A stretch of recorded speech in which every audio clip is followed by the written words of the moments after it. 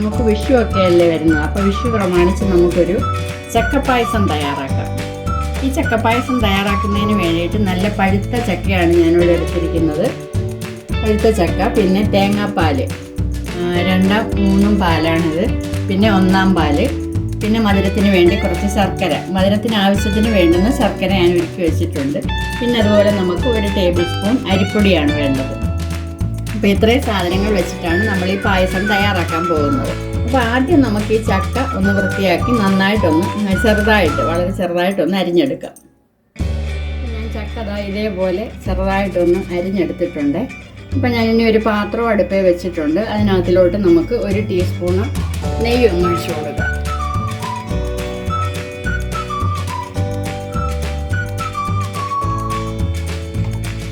നെയ്യ് ഒന്ന് ചൂടായി കഴിയുമ്പോഴത്തേക്ക് നമുക്ക് ഈ ചക്കയും കൂടെ ഒന്ന് ഇട്ട് കൊടുത്തിട്ട് ഒരു 2 മിനിറ്റ് സമയം ഒന്ന് ഇളക്കി കൊടുക്കണം.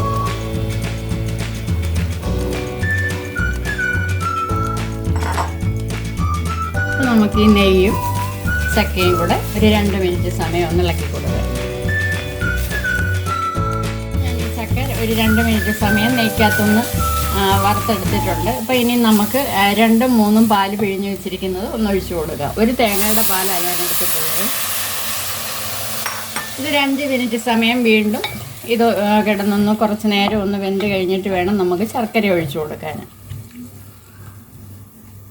അപ്പോൾ തേങ്ങാപ്പാൽ കിടന്ന് നമ്മുടെ ചക്ക ഒന്ന് വെന്ത് വന്നിട്ടുണ്ട്. അപ്പോൾ ഈ ഒരു സമയത്ത് നമുക്ക് എടുത്തു വെച്ചിരിക്കുന്ന ശർക്കരയും കൂടെ ഒന്ന് ഒഴിച്ചു കൊടുക്കുക. ശർക്കരയുടെ അളവൊന്നും ഞാൻ പറയുന്നില്ല, കാരണം ചക്കയുടെ മധുരം പോലെ ഇരിക്കും. അത് നമ്മുടെ ആവശ്യാനുസരണം ചേർക്കുക. അപ്പോൾ ഇനി കുറച്ച് സമയം കൂടെ ഇതൊന്ന് തിളയ്ക്കണം.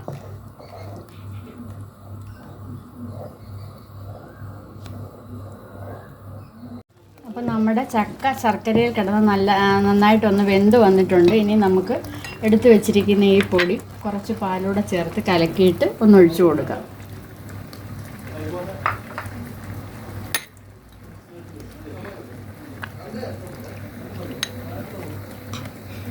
പൊടി ഇങ്ങനെ പാലിൽ കലക്കി ഒഴിക്കാവുള്ളൂ, അല്ലെങ്കിൽ നമ്മൾ മാവിനകത്ത് ഒഴിക്കുമ്പം കട്ട കുത്തും.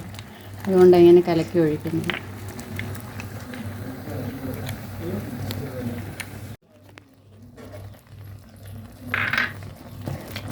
മാവ് ഒഴിച്ചു കൊടുത്തിട്ട് നന്നായിട്ട് ഒന്നുകൂടെ ഇളക്കി കൊടുക്കണം, അല്ലേ ആ മാവ് നമ്മൾ കട്ട കുത്താൻ പാടില്ല.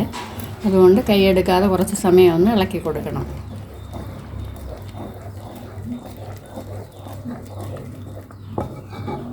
ഇനിയും നമുക്ക് എടുത്തു വെച്ചിരിക്കുന്ന ഈ 1 പാലും കൂടെ ഒന്ന് ചേർത്ത് കൊടുക്കാം. 1 പാലും കൂടെ ചേർത്ത് കൊടുത്തിട്ട് കുറച്ച് സമയം കൂടെ ഒന്ന് തിളച്ച് വരുന്നിടം വരെ ഒന്നുകൂടെ ഒന്ന് ഇളക്കി കൊടുക്കാം. ഇനി നമുക്കിതിനകത്ത് കുറച്ച് നട്ട്സും കിസ്മിസും ഒക്കെ ഒന്ന് മൂപ്പിച്ചിടണം. അപ്പോൾ നമ്മുടെ ചക്കപ്പായസം റെഡി ആയിട്ടുണ്ട്. അപ്പോൾ ഈ സമയത്ത് നമുക്ക് കുറച്ച് ചുക്കുപൊടി ഒന്ന് ഇട്ട് കൊടുക്കാം. അതുപോലെ തന്നെ കുറച്ച് ഏലക്കാപ്പൊടിയും കൂടെ ഒന്ന് ചേർത്ത് കൊടുക്കാം. ഇനിയും നമുക്കിതിനകത്തിൽ കുറച്ച് കിസ്മിസും അണ്ടിപ്പരിപ്പും കൂടെ ഒന്ന് മൂപ്പിച്ചിട്ട് കൊടുക്കാം. അപ്പം നമ്മുടെ പായസം ഇവിടെ റെഡി ആയിട്ടുണ്ട്. ചക്കപ്പായസം നല്ല സ്വാദിഷ്ടമായിട്ടുള്ളൊരു പായസമാണിത്. കുഞ്ഞുങ്ങൾക്കൊക്കെ അവധിക്കാലം ആയതിനാൽ അവർക്കൊക്കെ മധുരം കഴിക്കാൻ ഇഷ്ടമായിരിക്കും. അപ്പോൾ ഇതേപോലെയുള്ള വിഭവങ്ങളൊക്കെ ഉണ്ടാക്കി കൊടുത്താൽ വളരെ നല്ലതായിരിക്കും. അപ്പം എല്ലാവരും ഒന്ന് ട്രൈ ചെയ്ത് നോക്കുക. ഇനി അടുത്ത ഒരു നല്ല വീഡിയോയുമായി വരുന്നവരെ എല്ലാവർക്കും ബൈ.